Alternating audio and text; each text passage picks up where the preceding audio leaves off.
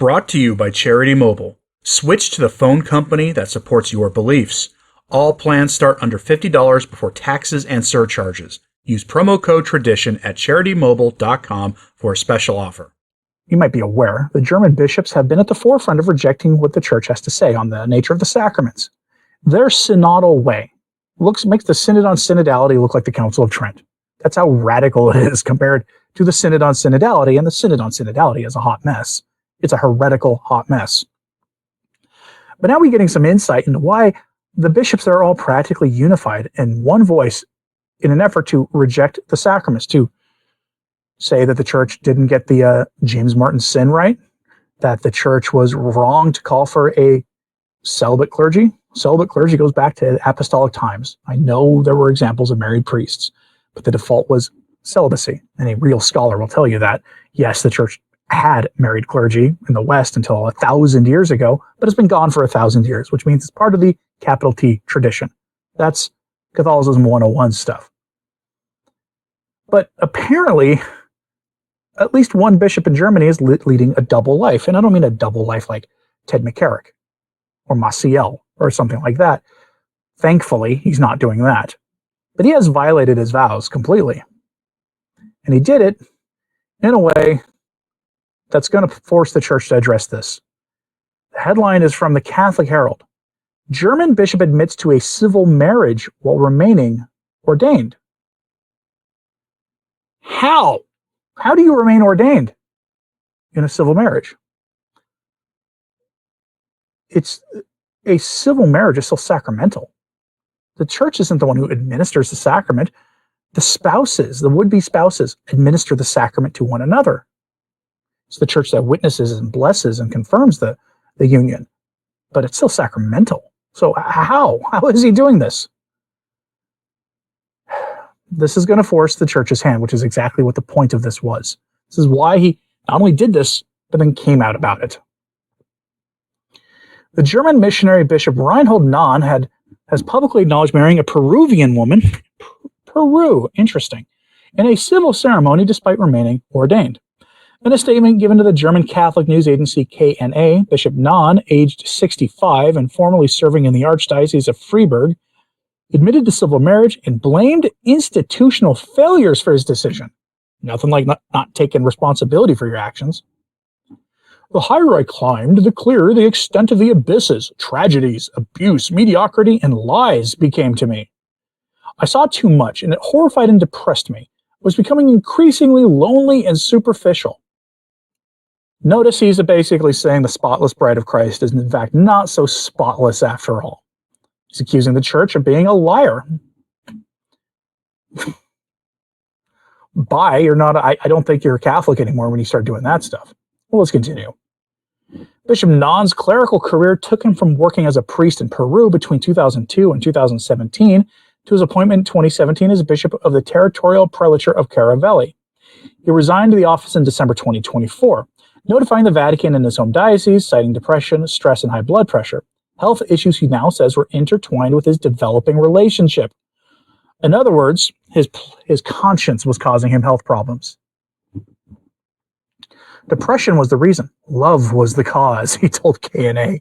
He added that following the COVID-19 pandemic, he fell in love with his partner, now publicly living with him, and described the church's insistence on celibacy as, quote, desperately clinging, that he believes does far more harm than good. While the Vatican accepted his resignation from the prelature in 2024, Bishop Nahn has now admitted the true reason was his personal relationship, rather than the health grounds he initially gave publicly. So here, basically, what it is the priest or the bishop married a woman, they're living together, and he did so civilly. And it's not a confirmed marriage in the church, so strictly speaking, it's still adultery. Hooray! Talk about scandal. There's a purpose to this. Purpose is to force the Pope's hand on this question. And I don't know where he stands on this.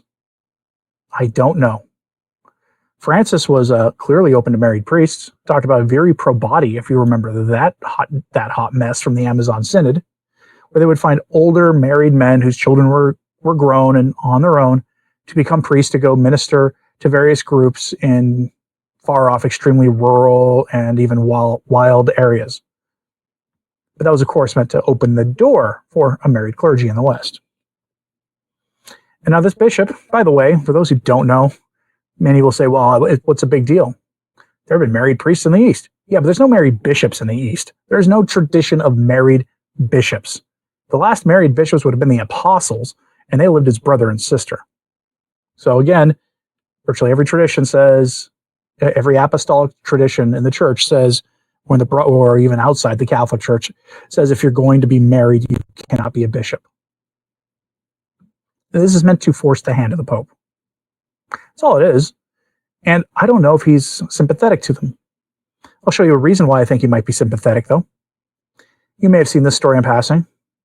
Father Calvin Robinson, who is not a Catholic priest, should be a Catholic priest, and he's definitely hinted at wanting to be one. You've probably heard the story. The King Charles is going to visit the Pope and has been given a special title.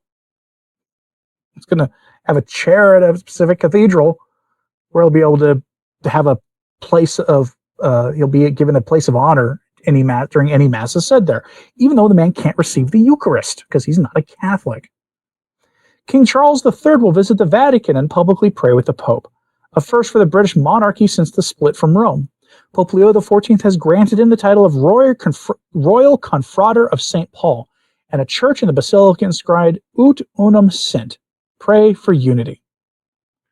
Interesting move at the same time that the Church of Henry VIII just blew itself up by putting in Sarah Mullally as the Archbishopette of Canterbury, causing the Anglican Church to fracture. It's now a breakaway group calling itself the real Anglican Church. This has to do, of course, with ecumenical dialogue and, well, dialogue especially at the expense of truth. It would be a wonderful thing if Charles III, rather, were to convert and come home, but it would, of course, force him to abdicate if he did. But what's more important? His claim to the throne or his soul? And we'll wrap this up today with this thought from Vigano on the Charles III situation. The meeting between the head of the Synodal Church and the head of the Church of England will culminate in an ecumenical prayer for the care of creation in the Sistine Chapel, under the banner of environmentalist rhetoric about the cry of the earth and ecological conversion. The two supreme authorities of their respective churches both identify with the environmentalist and neo-Malthusian ideology of the World Economic Forum and Agenda 2030, and it is on this new religion that the dialogue between the Synodals and Anglicans is based. Confirming its continuity with conciliar ecumenism, Leo will offer Charles a seat with the inscription Ut Unum Sint in the Basilica of St. Paul outside the walls, formerly the scene of the Convocation of Vatican II, and since then the temple of conciliar and synodal ecumenism. The great absentee is the Catholic faith, and not by chance. It would be embarrassing for Leo to remember the Catholic martyrs ended by the polygamous king, starting from John Fisher and Thomas More. Just imagine Pope Clement VII offering a seat in a papal basilica to Henry VIII. You cannot imagine that because it's too absurd to imagine. Only could have happened if Henry VIII had submitted to the authority of the Pope on the question of Catherine of Aragon and his marriage to her. But of course, that's not what happened. All of this belies that the truth is sacrificed and placed secondary to sentiment, to making people feel good about themselves. That is what accompaniment and dialogue without a call to conversion is. You're just walking together to feel good about yourselves. That's it. There's no call to conversion, except, of course, ecological conversion. But I'm very curious what you have to say about this, so please pray for everybody we talked about here today. That German bishop, and of course the Pope and the King of England and the rest, because the salvation of souls is the most important thing here. Nothing else. Let me know what you think about all this in the comments, please.